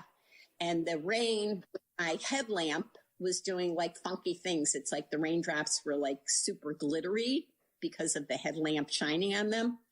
But it felt good, and it wasn't really impeding my run at all. At some point, it was really a downpour, but it felt good because you're warm and it's not a cold rain. And at the energy lab, at that point, I saw that I was passing the woman who had passed me earlier. And I saw her as I was passing her and didn't say anything, just it was in the dark. And I don't know that she was paying attention to who was passing, but I certainly was looking always to see if it was someone in my age group. So I passed her and just went on the run. And what mile was that, you think? Probably mile 18, maybe 15, something like that. Okay. Whenever you're in the energy lab, and I don't know that statistic. I should, but I don't. Okay. Now, whenever you actually start thinking of the run, this is not a flat run by any means. You have nearly 1,000 feet of gain here. Where is the hills at on this course? I know there's one coming out of transition for sure. That's pretty long. After that, where are the hills at here? Or is it like a false flat? It's like a false flat. And I remember thinking on my bike when I was coming into transition and passing by runners thinking, oh, wow, I'm going downhill. And I don't think I realized that when you're on the Queen K, that when the first half of the run is uphill and the second half is downhill. When you're running, you're not aware of it. But I was aware of it on my bike this time. And I was like, oh, that's nice to know that there's a lot of downhill on the way back. Not all of it, but enough that I made a mental note of it. And so I was running and making, playing games with myself. Oh, now you're not going to stop running until you see the mile 22 marker, and then you can stop. Or you're not going to stop until you get to the aid station, and then you can stop. But then I would lie and be like, oh, well, you can see 22 even though it's in a distance. You can stop, that kind of thing. But try to keep the walking short. Right. So when I would give myself permission to walk, I would try to keep it short and brief and get going again. Right. Mentally, did you have any dark places on the run? Because you're out there in the rain, you're out there in the dark, sometimes by yourself where you can't really see anyone around you. Right. And you're all alone. You are all alone. At that point, after I passed that other lady, the only thing I was concerned with was not getting past, because I knew that there wasn't any chance that I could catch up to the first place person. And I just wanted to hold my own, whatever it was. So I knew that if they said I was second, in my mind, I was third, because I knew that this other woman had passed me at some point. I just thought, try and hold that. And it doesn't matter because the podium goes 5 deep. And as I said, I went in expecting to come in 7th or 8th. And now I thought I have a chance of the podium, which is 5th or 4th. That would be great. They tell me I'm second, maybe I'm third. I don't know. But I would make a full turnaround, not just my head. I would actually stop, turn around and look behind me. And whomever was behind me would be a block away. And I'd say, that looks like a man. That doesn't even look like a female. So that's how in a distance the people were that were around me. And then, I'd see a couple of people up ahead and, I'd run by them, check out their numbers and see who they were. And it was mostly men. I think that I was seeing along the course, but I felt like I was moving comfortably, at a comfortable pace. Nothing was really hurting me too much. Maybe, I'd say maybe a 3, out of a scale of 1 to 10 of, something hurting. The cramping was non-existent at that point. And I just kept trying to move and just making, little bets with myself about walking less. And which, as it turned out, when I look back on it, it's really not who's the fastest. It's really who slows down the least, at least for this race for me in this age group. Okay. Now, whenever you start getting to miles 23, 24, and 25, you're nearing the end of the run. Mm-hmm. What are these miles looking like? You're edging back into the city. You're almost done, but you're not close enough to actually hear it yet, but you know that you're getting close. So I kept waiting to get to Palani because I knew that's a big downhill. And every time I've been on Palani for this race, I'm giddy because I know that the end is near and it's a long downhill and that's like my fun part.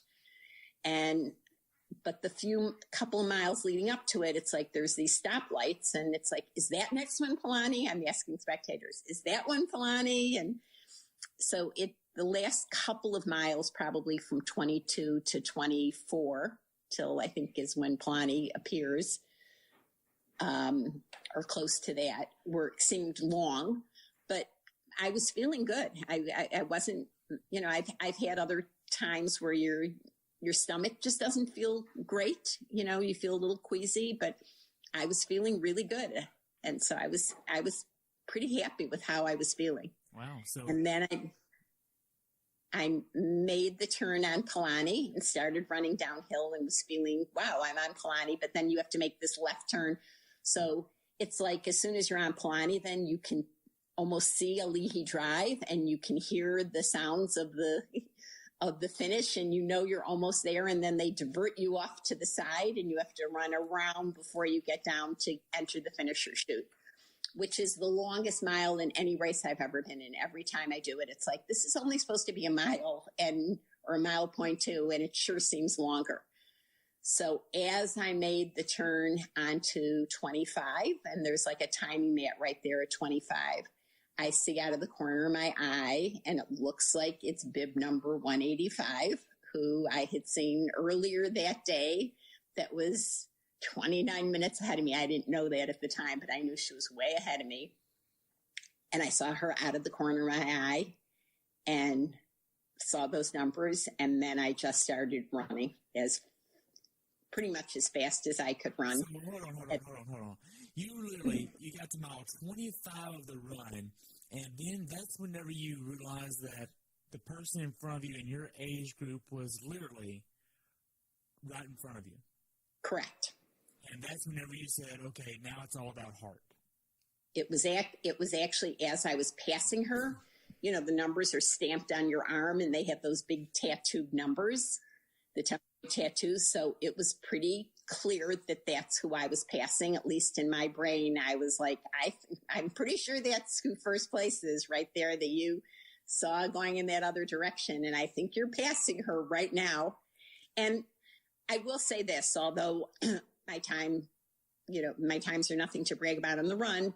The last time I did this race, I remember that looking at the statistics, I came in third, and knowing that I was that I had the fastest run in my age group and the fastest run in the age group under me in that race. And she had won the age group under me the year before. So I knew that statistic in my head, but didn't think it was, didn't know how it was going to play out in my, you don't know because it's not like you're running fast, but right. I do have confidence in my run, and that as slow as it is, it still is better than other people in my age group, or it has been statistically. So when I saw that, I didn't acknowledge her. I didn't say hello, which is unlike me to be a ninja and quiet about it. But I just was like, wow, I think I'm passing the first place right now. And you do not look back. And I can't tell you how many times I would do a full turnaround, stop completely, look behind me, see where I was. In this place, it was like, you don't even turn your head to the side. You just look straight ahead. Because I coach cross country and track and field, and I'm like, do never turn your head except in the direction you're going. Do not because I've seen kids turn for a second and then get past. So I just ran as fast as I could, and from mile 25 through the finisher chute. And in the finisher chute, I felt someone run by me as I was going through the finisher chute, and I thought it was her. And I was like, wow, who does that? I mean, I was already, maybe 20 steps from the actual finish, and the thinking, well played. She saw me pass her and stayed on my heels and thought she's just going to make that pass at the end when there's not enough time for me to realize what happened to try to catch up. But that's not what happened. That's not what happened. But in my mind, that's really what happened. I felt her go by me, and I saw the number 8 and 5. As it turned out, it was someone whose number was 580. But I saw the 8 and 5 and thought, annoyed like that she did that, but thinking smart on her part to just stay behind me as long as she could and then make the pass at the very end. So in my mind, that's what happened, so much so that I got to the finish and saw some friends that hugged me. His wife put the people who I mentioned that he had us for dinner, that his wife put the beads, around my neck. And he said, you won, you came in first. And I was like, no, I didn't. She passed me the chute. That it was like, I thought that that's really what happened, but I was still thrilled to what I thought was second place, and later learned that I legitimately had won. And in fact, she was 7 minutes behind me. So her last mile my last mile was a 10-minute mile. Her last mile was a 17-minute mile. Wow. So just to kind of go back just a little bit, the finish chute here. What is it like in the finish chute at KONA? I mean, not the finish chute, but before you get to the actual finish line at KONA, this is one of the most exciting places in the world to finish. Walk me through what this feels like. What's the energy like? There's so many people. There's everything you can think of. The energy is amazing. They don't have professional sports teams. So in KONA, this is their Super Bowl. For triathlon, this is our Super Bowl, but for KONA, especially, this brings, a ton of people into this. It's like a little sleepy resort town.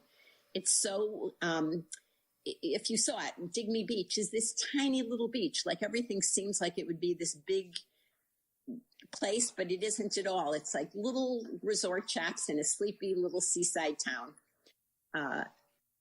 And so coming into the finish line, you can hear Mike Riley from blocks away. You're hearing him announce people. And then it's like huge, long, red carpeted, fenced in place. It's like it's the longest finish line I've ever been in. And it's just lined with people. They have bleachers up and spectators. So the spectators are, 20 deep along the streets. And then they have these bleachers set up and a huge jumbotron, that shows that you're on, when you're coming in, and they're announcing your name, and they know who's coming in, and they have a scoreboard that shows as you come in what your time is. And so he's looking at that in advance and knows who you are. When I came in, there was this huge fanfare, which I didn't realize that the Pease brothers were. So I remember passing them on the bike and thinking, wow, good for them. This is like so lovely that they brought this great energy to this race, and we had this wonderful day. And my girlfriend that I trained with had said she saw him after the race, and she said that it was because of them that we had this lovely Hawaiian karma that made it easy for them to finish the bike course. Because they were there, it gave y'all good karma. Yes. So that was the fanfare all the spectators were screaming, rightfully so, for the Pease brothers, who were coming in right after me. So it was a very exciting finish line, to say the least. And at the finish line then also was Daniela Reef. Excuse me.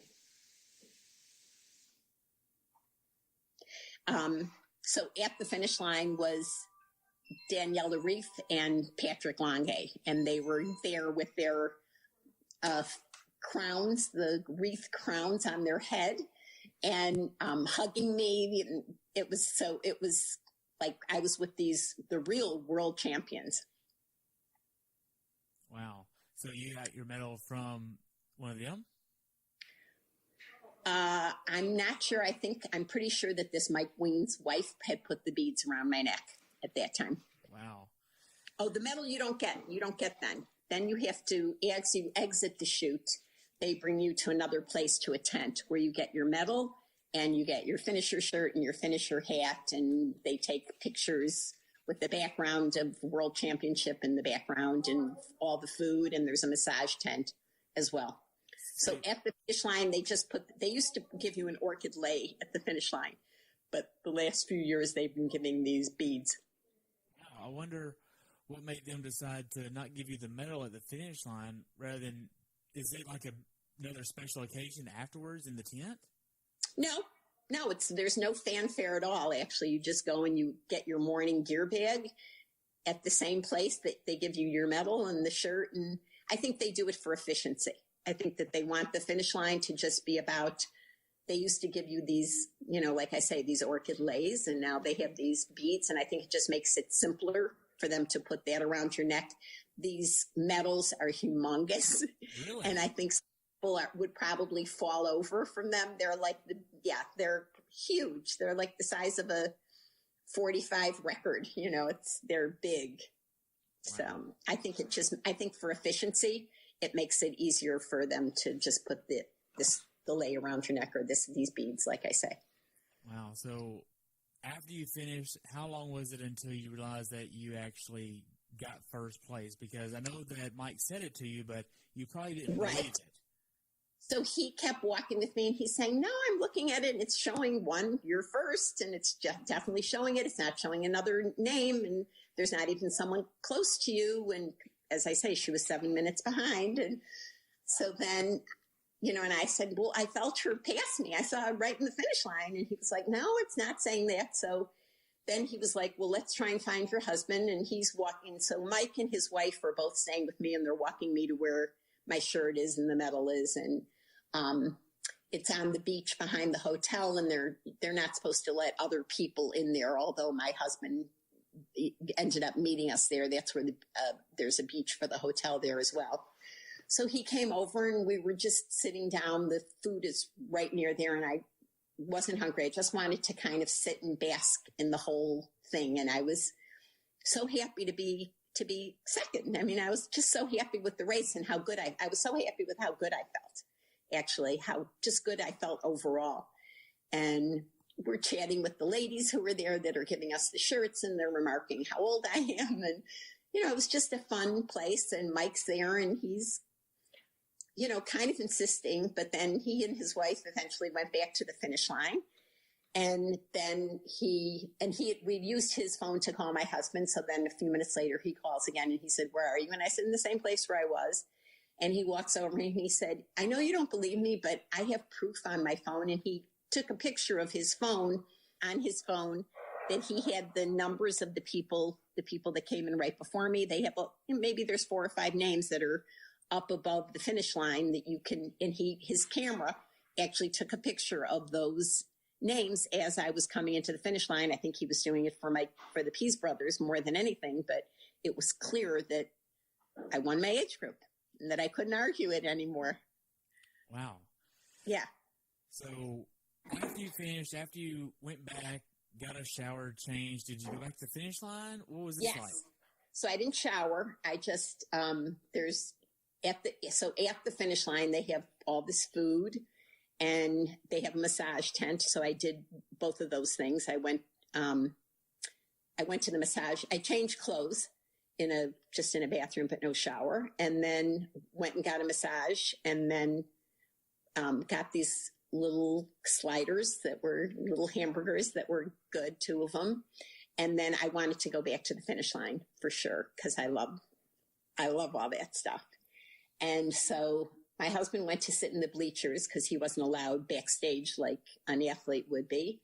And I went over and immediately saw Andrew Messick, the CEO, and he was like, you came in and gave me a hug. And then he was like, oh, well, you have to meet Daniela. And he brings me over to Daniela because, he knew that I'd be thrilled to see her. And then she was like, oh, I already met Bobbe. And so she was hugging me, and we were taking pictures. She has her own photographers. And as I'm taking a picture with Daniela, Patrick jumps into our picture so that it's 3 of us. And she tells him he has to get away because it's just for ladies. And I was like, no, please, can't he stay? I want him. So they took a bunch of pictures with the 3 of us, and their wreaths are like scratching my face. They're like these pointed leaves on there that are like drawing blood onto my forehead and cheek, but I was loving it.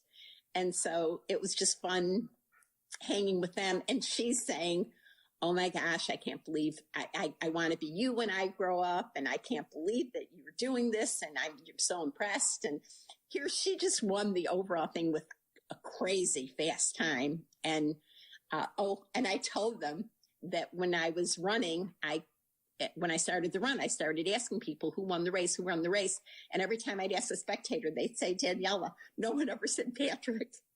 The 3 different people I had, and he had to ask, and they all came up with her name and not his name. I love that.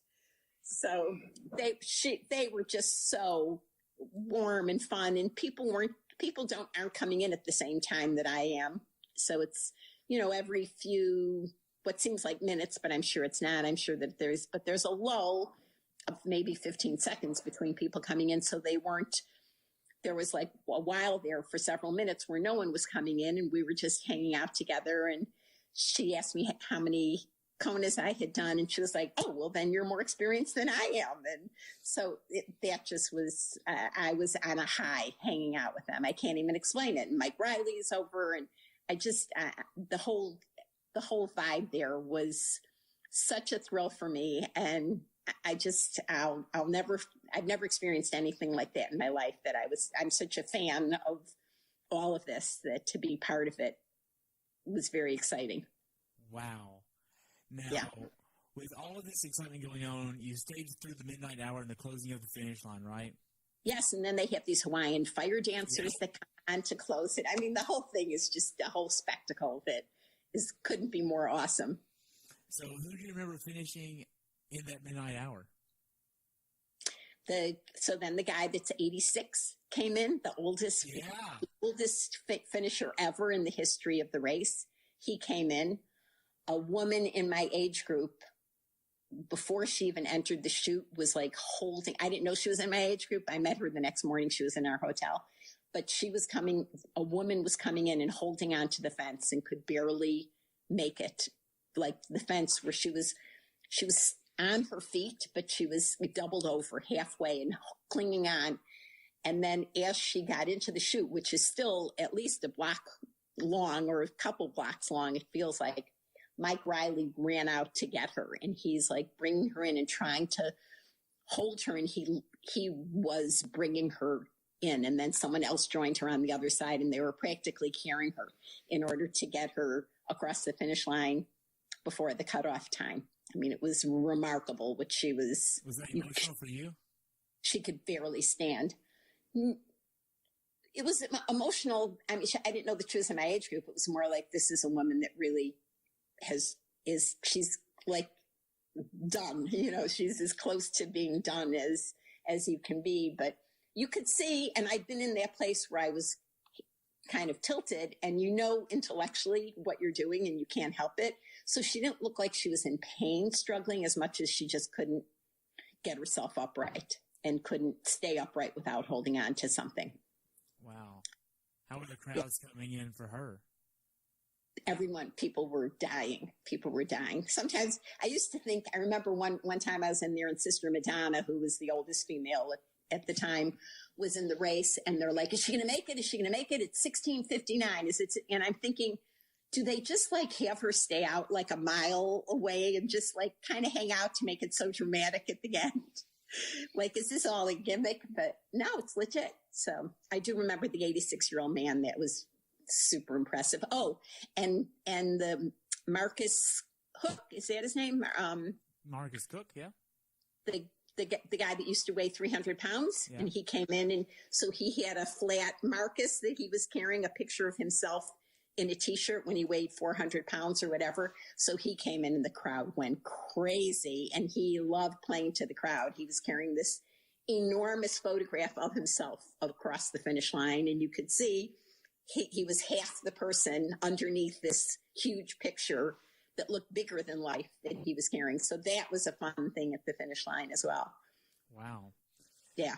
So a lot of fanfare at midnight. Right. So after they close the finish line, you go back to your hotel. Do you sleep much? I didn't have any trouble going to sleep, but of course I wanted to look at all the stats. So I was on my phone going, the Ironman tracker and just looking at everybody's, and so many people had written to me already, like so many friends at home, and it's in the middle of the night for them. I can't believe that they were staying up, and people are like, I can't believe that you came from behind 29 minutes. And that's when I kept getting the message about the 28 and the 29 minutes. And, that I did it, or that I was a world champion or whatever. It was pretty exciting. I have to say it was much more exciting than I expected it to be. And much more, it was a much bigger high than I ever would have anticipated. Wow. So the next day you get to go to the award ceremony where you're able to actually get on the stage and get the bowl? Yes. And it's all what it's cracked up to be. It definitely. Okay. So hold on. You say it's all what it's cracked up to be. I haven't seen this award ceremony ever. Mm-hmm. And I saw pictures this time of they made this. I mean, imagine I picture this to be like a concert for 50,000 people. That big of a stage. That's what it looks like. And it's really just for a crowd of maybe 2,000 to 3,000. So to me, it looks like 50,000. It looks like exactly what you're saying, that concert. It's like I went to the welcome dinner, and it's thousands and thousands of people. For all the athletes, it's free for them. And most people who are there with their families are, going to buy the dinners for them too, or whatever. So I would imagine, probably if there's 2,500 athletes there's maybe 5,000 people at the dinner, but I could be wrong because a lot of people don't go to it. But it's in the parking lot of the hotel. So it's this large, large venue, and there's tables and tables. And I can't think of anything that I can compare it to because I've never been at anything that large except for a concert that's in a contained area. And this is all tables and chairs that are set up. But then they have this big jumbotron and this huge stage, and 3 jumbotrons, I think, and a huge stage and big speakers. And, it's big. It's a lot of people and a lot of fanfare, and they make a big deal out of it. They start out with a whole luau and Hawaiian dancers and, talking about the spirit of the island. And so it's this very moving ceremony about, embracing that Hawaiian culture. And then there's all these people, and then they start the fanfare, bringing up the age groupers and you're sitting there knowing you're going to be going up there. It's pretty exciting. Wow.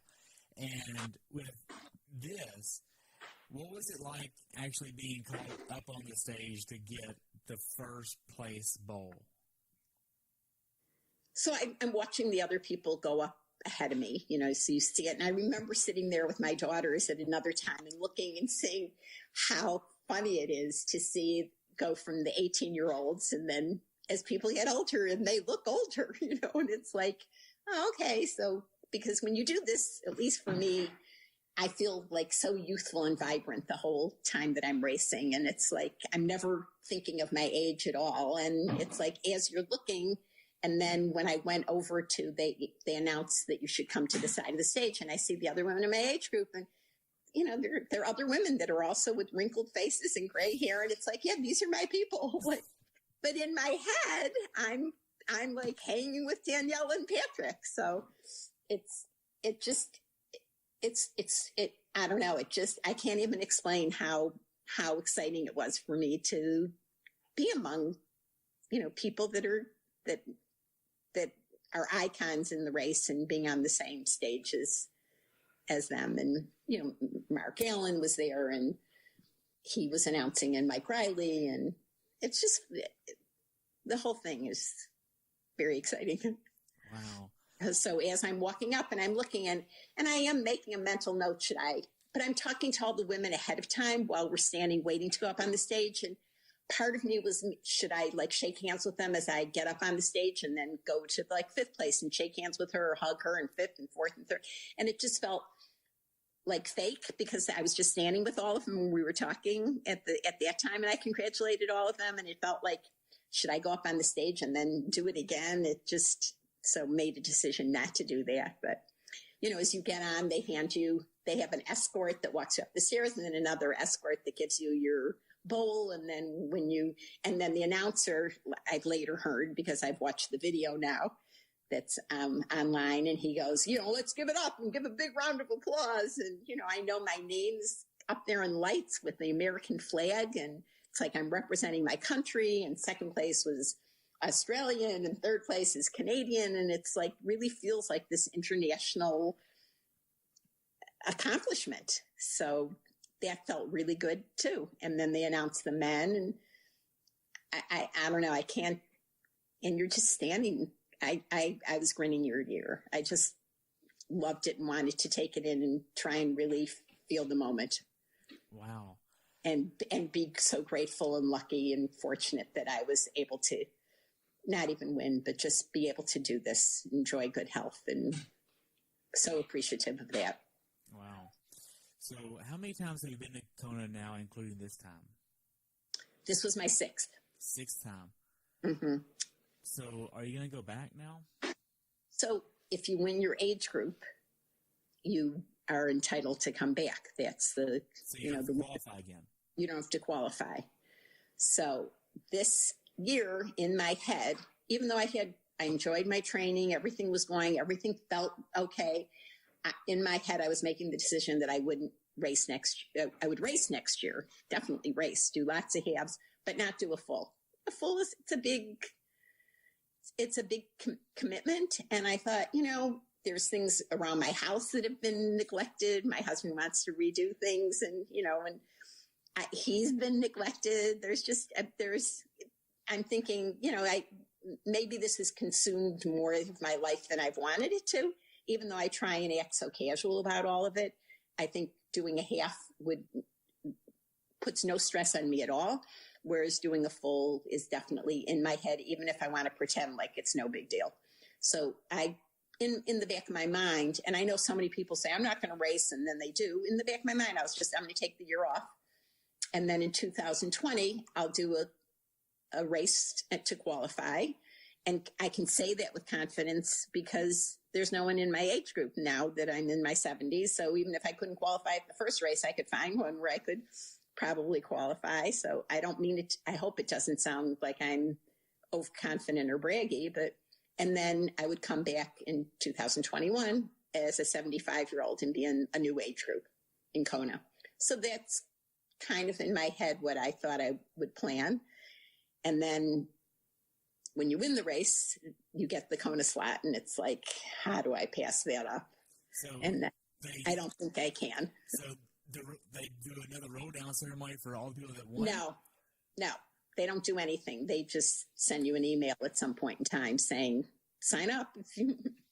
Here It is. It's yours. So are you going to do KONA again next year for sure?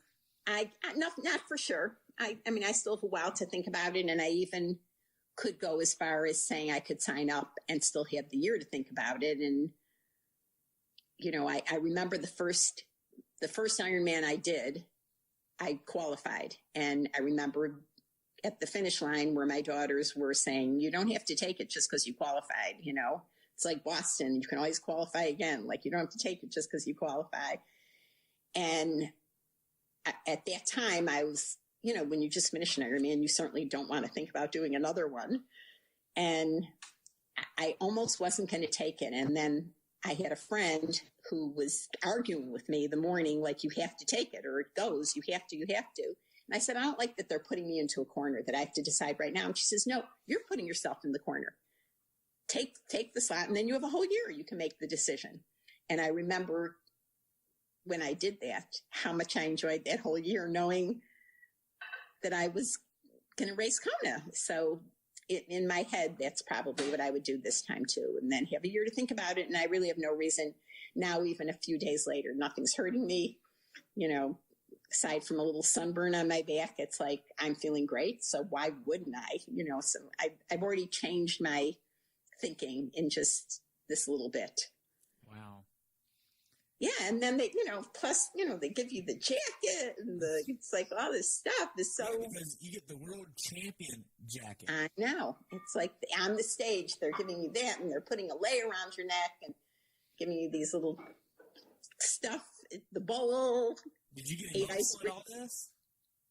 No, just smiling emotional, just grinning ear to ear, like as much as I probably couldn't have been much happier, but no, not teary, not even crossing the finish line. No, I wasn't teary at all. And I have been at other times, but this was just elation, almost the whole, I'd say from that, I was really happy getting in the swim with my time. It was a PR for my KONA swim for a non-wetsuit swim. That was my best time.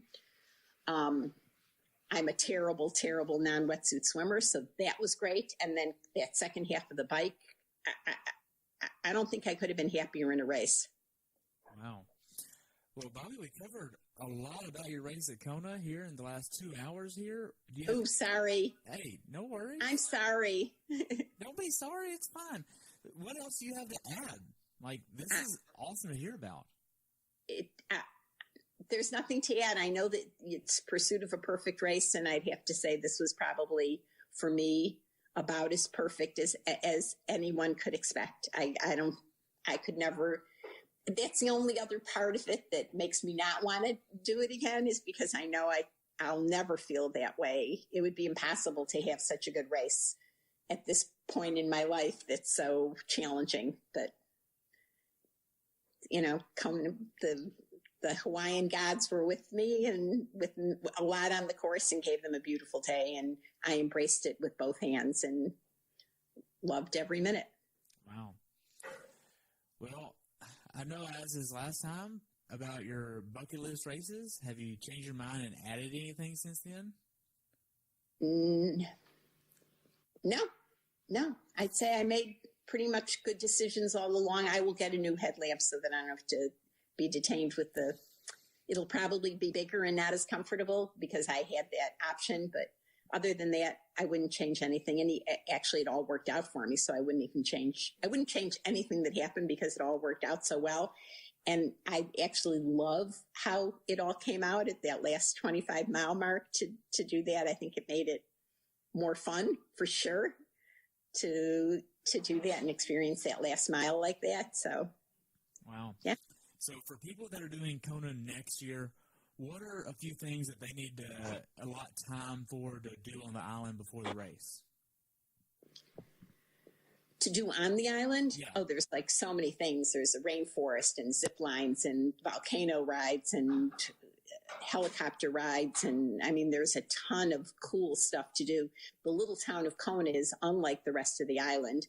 And I would say if they were coming to Hawaii for the first time, they should for sure go to Kauai because it's for sure the prettiest of all the Hawaiian islands and should allow other time to visit other, Honolulu or Maui. There's beautiful Hawaiian islands and it would be a shame to come all this way and not see those other islands. Snorkeling, but just in town, there's beautiful beaches to visit that are uninhabited or not very busy at all. And snorkeling, the sea life is amazing and colorful, and boat rides. There's a lot to do here, none of which I did this time, but there is a ton of things to do if they're coming for the first time. Cool. What about local places to eat that you would recommend? I'm a big fan of Lava Java. Huggo's on the Rocks. Our hotel actually has a Don the Beachcomber. $5 Mai Tais, happy hour, $5 pina coladas. So it's a fun place to be during happy hour. Our hotel gets a lot of Europeans and international tricks, an international vibe. So that's the other thing that's most notable to me about this race is how many people are speaking with accents, and that makes it so much more exciting too. Even at our dinner, there was someone from France, and it just is so cool to have. It's really an international race at its finest. So what about as far as tips during the race that you would give people that are doing KONA? I would say if you're a first timer, the only thing to pay attention to would be the bike cutoff times. You have to maintain 14 miles an hour. I would caution anyone, no matter what they're, people who are fast don't need to concern themselves with that, but it's always a good idea to make sure that you're going to make those cutoffs. I think, even if you're a great cyclist, because you might struggle on the run, just stay within your own ability, I guess, so that you can finish the race and feel good, and that to just be happy to be here and embrace your time here and not care about where you're going to finish, because for most people, you're not going to finish. These are all people that have won races or come in first or second, and they're going to come here and be 30th or 50th or whatever, and that's okay. To know that in advance, that to just enjoy the day and not be thinking about what their time is. Wow. So I already know what your definition of a perfect race is. So to wrap up and conclude the episode, I'll just ask you the next question that goes down the list. So in order of importance for you on race day, how would you rank mental grit, nutrition, and fitness? I'm assuming you have to have the fitness coming into it, but I would say I think the mental is huge. To me, that's 90% probably is mental, but I could be wrong. For me, that seems to work, that my mental game is usually on, even if I'm not having a great day. And nutrition probably is important too, but I always pay attention to that. I don't struggle with that, and stay on top of making sure that I'm drinking enough and getting enough calories in, having that planned out ahead of time. I'm not, it's not that I'm looking at my watch, but I'm looking at my bottle and looking and saying, am I a quarter of the way done, when I'm a quarter of the way done on the bike and a quarter of the way, halfway on the bike. And so if you get your nutrition in on the bike, then the aid stations have anything you could want on the run. So just make sure that you're taking in enough hydration on the run and to keep you going and moving forward. Wow. So, I don't know that I feel like I've kind of have that going for me, or it's working for me. So I think the mental is probably the biggest part of it. That is awesome. Well, Bobbe, thank you so much for spending some time with me today. I've enjoyed hearing about your amazing race at KONA. Congratulations again on your win at KONA. Thank you. It's been great hearing this, and I look forward to following you in the future, and maybe again next year at KONA as well. And just whatever you want to do. I'm not going to put pressure on you, but if you do it, I'll have you back on and see if it's even better than this year.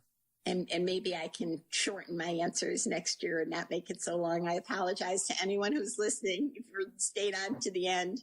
Hey, it's KONA, and I always want to know about all the details. So okay, it's partly my fault too, so I'm not worried about it. All right. Thank you so much, Terry. This was so much fun for me. You're welcome. Have a good day. We'll talk soon, okay? Thank you. Thanks for tuning in today.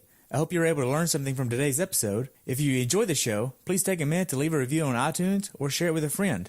Be sure to subscribe so you never miss an episode. If you'd like to see pictures from this athlete's race, learn more about who I am, what I'm doing, or be on the show yourself to share your story, check out my website at CoachTerryWilson.com. Until next time, continue the pursuit.